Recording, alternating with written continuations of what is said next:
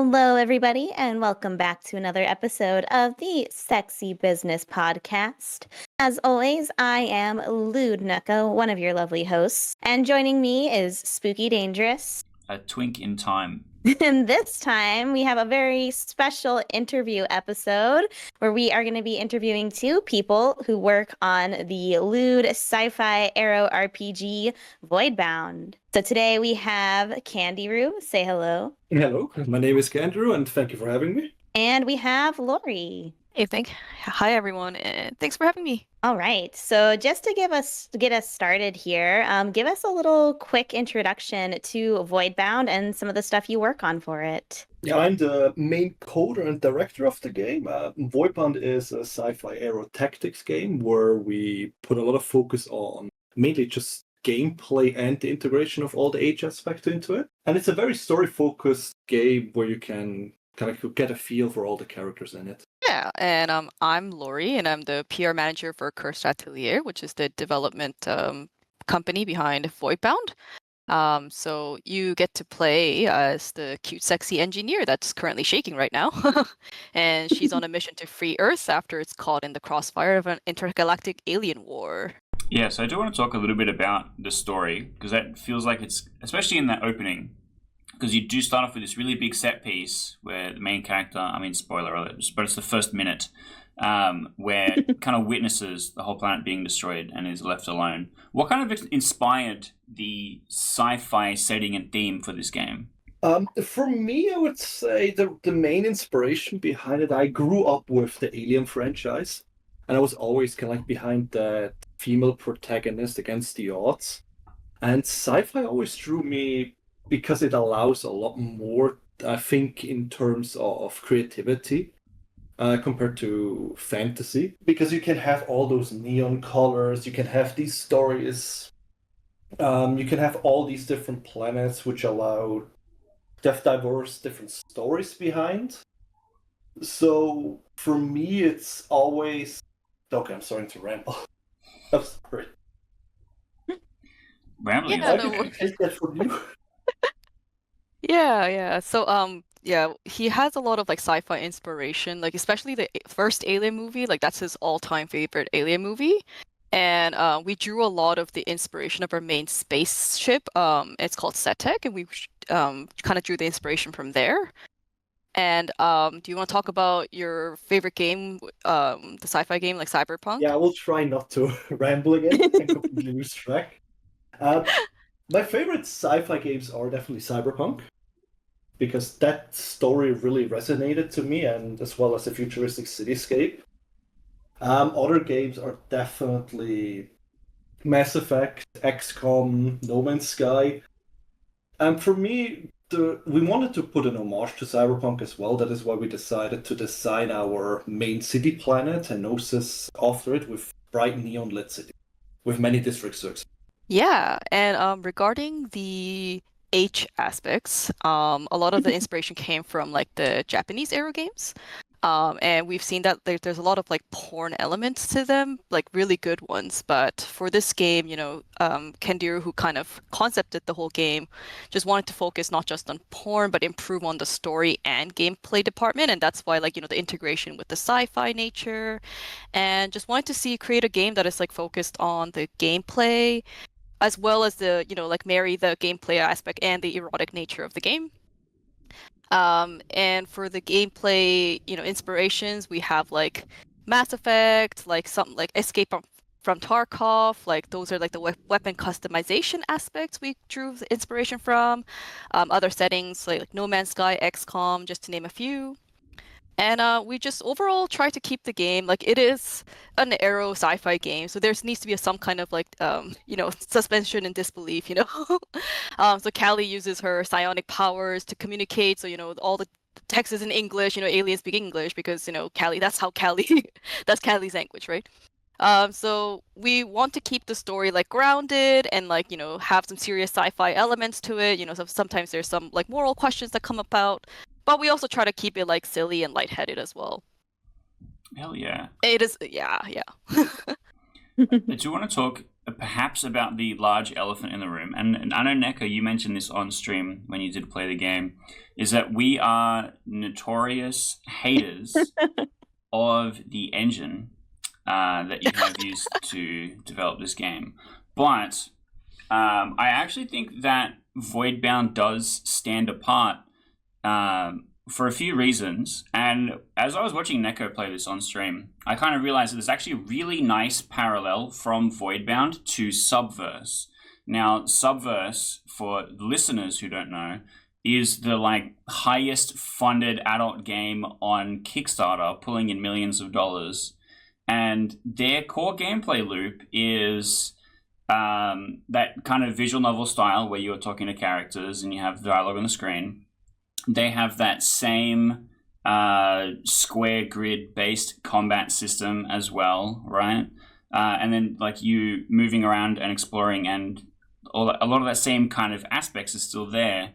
And so for us to come and say Subverse is a good game, but then to criticize something else that does the same thing with a different engine feels a little bit silly.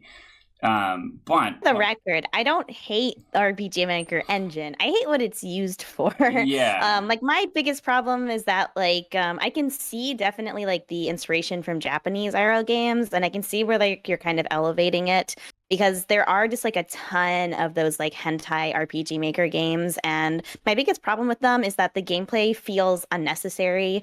It usually just feels like I would have rather purchased this as a set of images than have to slog through really boring combat for 15 hours just to unlock a couple of H scenes. And so right away, one of the things I was impressed by when I played this one is one, aside from the fact that there are a couple of RPG Maker isms that make it recognizable, this doesn't immediately feel like an RPG Maker game where I'm this person did the bare minimum to, make this into a game, right? And then also when it came to the combat especially, I mean, it is much more complicated than the sort of typical RPG, select a move and then either die or your clothes get ripped off or whatever. The positioning was really interesting, and how grapples work. And I also really liked how there was so much unique art depending on what enemy you're fighting. So if you are someone who's going to do the intentional losses because you want to get all of the CGs and see what will happen, I was really surprised by just how much unique art there was for what is happening to the character. Thank you very much for noticing. Thank you so much. On the note of RPG Maker, I would say just as you have the frustration as the player on the dev side, we also share frustrations with the engine as well. And thank you so much for mentioning the art, because we face a lot of challenges from the engine itself, and we like to make most, if not all, of the aspects of the game pretty much custom. So for instance, all of the maps are hand drawn by our artists, and we avoid using tile sets. So that's why a lot of the RPG Maker elements doesn't really feel like an RPG, because these are brand new art, right? These are not art that's that's available within the engine. So I think our biggest achievement is for sure the combat system we were able to pull with the engine, and thank you so much for mentioning the combat and how you were impressed by it. And we have been, and we're still literally pushing the limits of the engine. And I think Kandiru can speak on more of the technical sides of the engine. I'll just hand it off to you. Yeah, absolutely. The thing that I like that you pointed out is that with most RPG Maker games, the combat, or sorry, not the combat, but the gameplay always feels roughly the same. You run around and you have your classic turn-based combat, which is, there's nothing wrong with that. But I always figured, or the whole inspiration or start of VoidBound was behind, can you do more with the engine? That is when we started with working on the combat system, to see, can we make it a turn-based, but also make it grid-based to add more tactical elements. Now that sadly caused a lot of engine limitations where we needed to remove the entire aspect of how the combat works in RPG Maker and write our own systems. So I would say the first 2 years of developing VoidBound was mainly just framework, because we had to build the engine in a sense from the ground up on certain elements just to make it even work. Yeah, so I'd say some of the best compliment we receive is wow, was this done on RPG Maker, because of the complexity and the intricacy of the gameplay. So hats off to Kandiru for implementing those, and the team. And just want to say that we're very proud of what we've achieved so far. And then on the other half of the spectrum, when it came to like the story and the characters, now granted, I only kind of played like the first couple of hours of the game. Unfortunately, having a job or whatever sometimes keeps me from spending hours and hours playing porn games, which is so annoying. But even just like in the So annoying. introduction, I know, right? Yeah. Even just in the introduction, I was really impressed with like how quickly it got me into this world. And like I'm admittedly someone who is a fantasy, like I prefer fantasy over sci-fi, but a lot of these sci-fi Aero RPGs have sort of been convincing me lately. Because I definitely see that like the creativity of what you can do, especially from like an H game aspect where you can play around with like the high tech and the sciencey stuff, and then like all of the different aliens and monsters. And I really love like the main cast of characters that you get introduced to, like Har, like the big sort of like fluffy wolf guy. I was immediately like super into him. And then Vass was like super interesting. And I have to give a special shout out to Mitsu, your adorable like alien bee companion. Was immediately just like obsessed with it. I was like, I will protect this thing with my life. I need like 20 plushies of it. Literally so cute. And I love that this is an Arrow game that has like a fluffy, adorable animal companion. Yeah, well, thank you for talking about the characters. We try to make them. I know, like, aside from Callie, they're technically all aliens, even including Mitsu, but we try to make them as, relatable as possible. So we try to give like the characters, their own personalities, and we try to really integrate that. Like, if we can't capture in the story itself, like we try to have little interactions, maybe on the ship, where like little mini introductions that kind of like it's almost like fan service moments where you just like go around the ship and you talk to these people, or you go on the city and you have some like side quests as well involving and kind of like giving more depth to the character development. On your point of fantasy, I actually also prefer fantasy over sci-fi as well. Like Kandiru is kind of like the sci-fi, like hardcore sci-fi fan. But for VoidBound, I think the sci-fi elements like really work well, just because like the combat and the story kind of merges pretty well together. And I'm hoping like, as to your previous gripe, about having 15 hours of slog, gameplay, like we're hoping like, like the gameplay feels engaging just as much as the story and the characters. So we're trying to keep like a good balance of that. You have any other comments, Kadir? For me, it's always the main goal for every character that we create. We want them to be relatable in the end. We don't want to make them like super strong or invincible or anything. I feel like it's very important for any character that they have their ups, they have their downs. It feels always better if you can relate to a character. It makes it easier to root for them. That is always our philosophy about any characters that we create.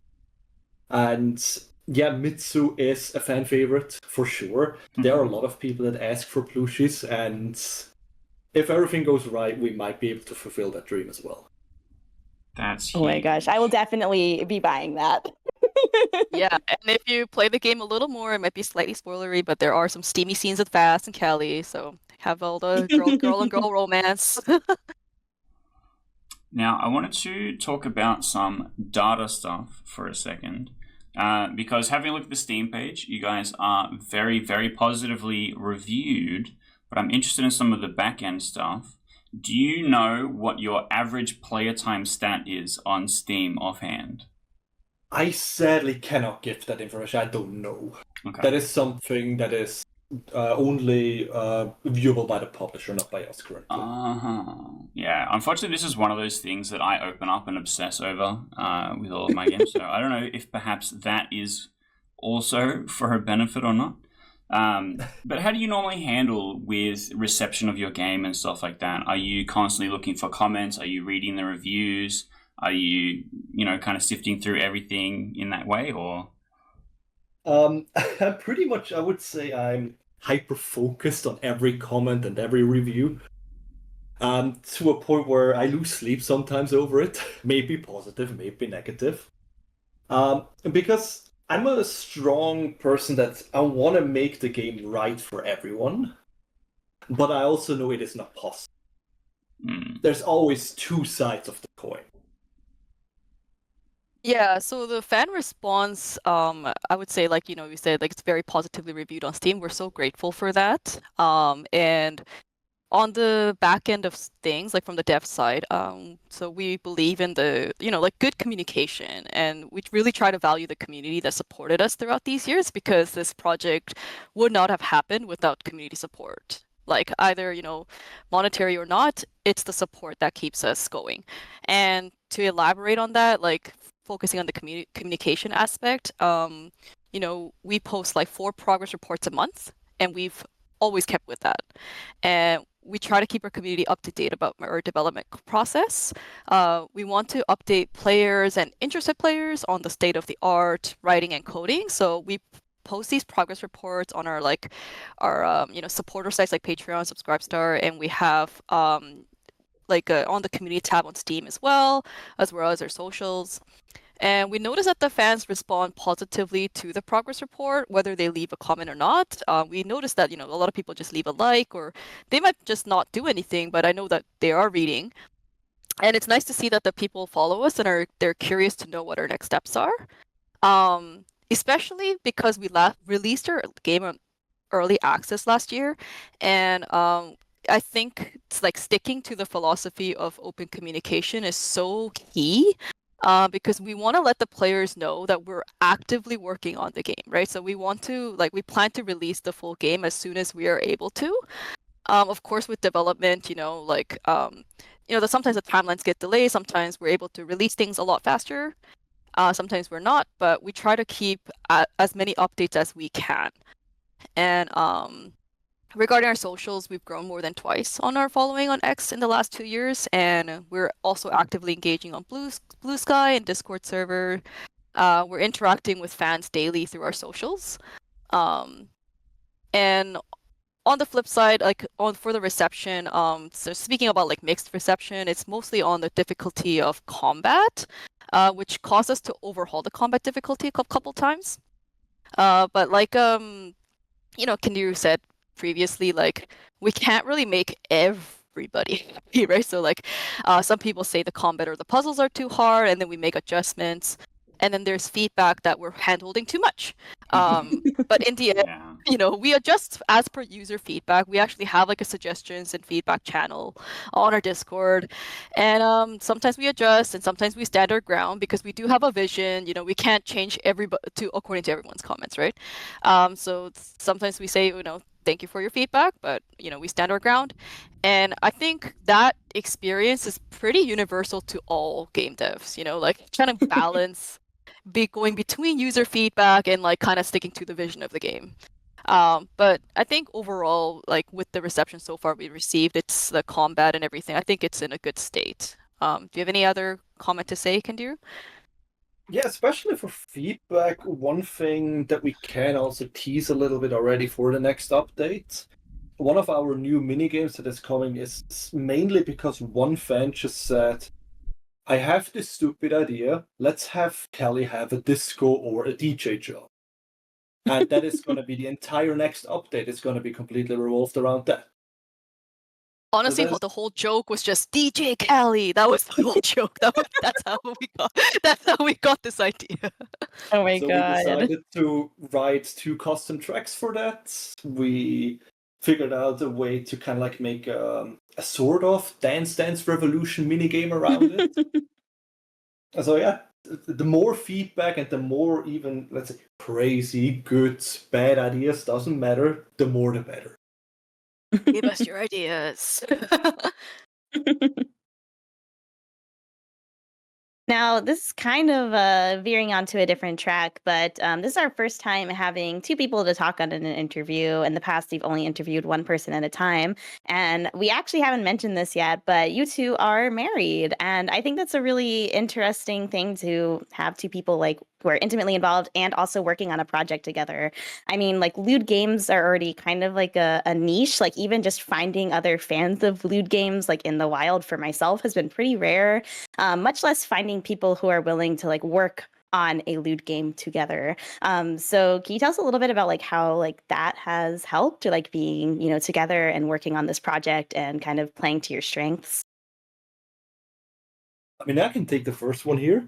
So before the whole thing, I never told her that I was developing a loot game because I felt like maybe that puts a bad light on me.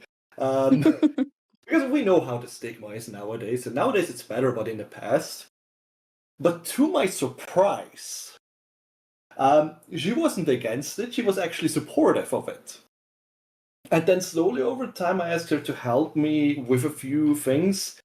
And it turns out she is really good with witty comments on Twitter and also engaging with the community. So she takes kind of like a scene that we already have in the game and she spins a complete new turn on it just by witty comments. And I cannot be more grateful about that.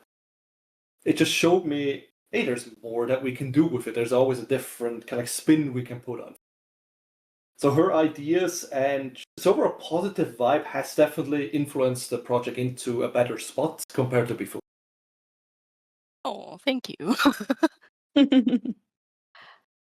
So like no, he hasn't opened up about his lewd game after we've been married. I knew like going in what I'm signing up for. It's not like, we got married and suddenly he's like, hey, by the way, I'm working on a lewd game. So I would say so Kandiru does this pretty much full time. I have an office day job. So I'm not able to, go too much as Kandiru. Like Kandiru is kind of like the overarching like supervisor, coder, like, founder, everything, right? But I was like, is there any way I can help with the game, like with the developing of the game? Like I have no coding background, I have no but he said like one day he's like, do you want to take over our socials? I was like, okay, well, I've never done X or Blue Sky before, but I can try. But I think so far, just to pat myself on the back, I think I've been doing a good job with the PR managing aspect. It's also like if he needs to put out a statement or anything, we do have a writer to do that. But if a lot of times, I also step in to just kind of give like like a witty announcement or like just proofreading because of the nature of the office day job. I just want the communication to be like kind of like concise and like make sense to everyone as much as possible. And most importantly, I want it to be funny. Like so we're all playing a game to like have fun and enjoy, right? Like we want to like escape from our day-to-day grind. So I post on socials pretty much every single day. Like sometimes I take a day off, but usually it's like every single day. I try to come up with a different pun, and I don't know how I've been maintaining that for a year and a half. Like try to think of a different pun like every single day. But yeah, so like commenting on Kindir's work, I think it's really, really, really awesome what he's doing, and he basically kind of self-taught himself coding as well. So like that's very admirable, and like like I thought, yes, like there is a stigma on like lewd games, I guess, to the general vanilla public, but I was like, if he was able to self-teach himself that, and like I'm not super against lewd games either. Like I've played lewd games in the past. He didn't know about that. I've played some raunchy stuff. Not too many, but I've played a couple. So I was not against it at all. So I was like, this is really interesting, and like to be kind of on the back end of things has been kind of an eye-opener for me. And I really appreciate the work he and the full team does. My heart is a little bit melting. Thank you. Oh, this is so cute. When my partner found out what I do for a living, she just ridiculed my ability to code in Python. Oh, wow. Well, I think it's also because I don't know how to code, so maybe like, I've just been impressed beyond. Now, here's going to be the really hard, decisive question that we normally bookend our interviews and stuff with. We need to hear some of your most cherished, most beloved waifus. Oh, God. Oh, Putting me on the boy. spot, I see. Or husbandos. Yeah, husbandos also allowed. Well, I guess I will just do the first. It's fairly simple for me. It was always Lara Croft, and it's always gonna be. Timeless. Classic. Yeah. Which people might notice the ponytail of Kelly has some similarity. Yeah. Ooh. Another action girl. He loves ponytails. I just don't wear it that much. And also the female protagonist, I'm starting to recognize. Yeah, like Lara Croft. What's the Alien. what is it? Ripley? Yeah, Yeah. Ripley from Alien. Yeah. Then it's the pattern as it's been shown. I think so, yeah. I mean, I think I have too many waifus and husbandos to list. Like every game I play, there's at least one husbando or waifu. Recently it's been Eric from Monster Hunter Wilds that I've been he's my new husbando. Based. Yeah, from FF14, like every expansion, I'll be like, okay, that's my new husbando or waifu. Yeah, so it's like every game I'll find someone. Like if you list a game, I'll be like, that is my waifu or that is my husbando. I think that's the fun. That's the fun of playing. And it's also like if you play games like Harvest Moon or where you can date multiple people, I always go around the town flirting with everyone, like neglecting the farming. Just full on flirting. Yeah, just flirt with everyone. And I think for Persona 5, I flirted with every single girl, and I didn't realize that you are gonna get, sorry if it's a spoiler, but you can get a consequence if you flirt around with too many girls.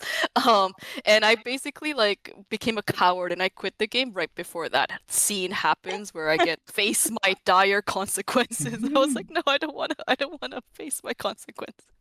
But that's why you play That's why you play lewd games, where you can just date everyone and there are no consequences. And sometimes it's even encouraged. You get achievements. Harem benefits. Exactly. Yeah. Harem benefits, yes. That's where we play out our fantasies, yes. Alright, and then to close, where is the best place that we can find or hear about VoidBound? Ooh, good question. So we have our Discord server. We're very, very active on it. You know, Kindiru is literally monitoring every single server and channel on the Discord server. You can find us on socials like X and Blue Sky are the most frequently updated ones. That's where you'll find our memes as well. And for game stuff, it's, or it's just general chatting, I would say Discord is the best place. And if you're just a Steam user, we have some Steam community notes as well. And we post notes sometimes on other platforms as well. Kindir, you want to take it off from here? Yeah, I'm also constantly refreshing Steam. So any new comment, I will generally directly respond when I see it. Yes, it's a little unhealthy. But I would say the best places are Twitter, Discord, and Steam for sure. All right, and you know what time it is, Neko? It's time for you to read the outro. Take it away. Oh my gosh. Well, you've watched another amazing interview, and you want us to be able to interview more devs. And if we get more popular, maybe more devs will want to talk to us. So you know what you should do? You should hit the subscribe button. You should like this video. You should leave a comment. Tell us, have you played VoidBound? What do you think about it? Do you like sci-fi lewd games? And do you have any questions, comments, feedback about the game? Apparently, it might be made into an update, so leave those in the comments. And go follow VoidBound on Steam, wishlist it. It's got a demo, so you can check that out. Check them out on all of their different socials. Check out their Discord server. Give the game a try. Or you can watch my stream of it. I did play it for a couple of hours, so if you want to watch me narrate the introduction, then that is also available to you. But otherwise, thank you guys for both coming on to the show today. And hopefully, we'll have some more amazing fun hosts. Interviews. Yeah, Absolutely. You've been amazing hosts. Yeah, and it was so fun to be here. And thank you everyone for listening. And we will see you next time on the Sexy Business Podcast. Bye-bye. Bye-bye.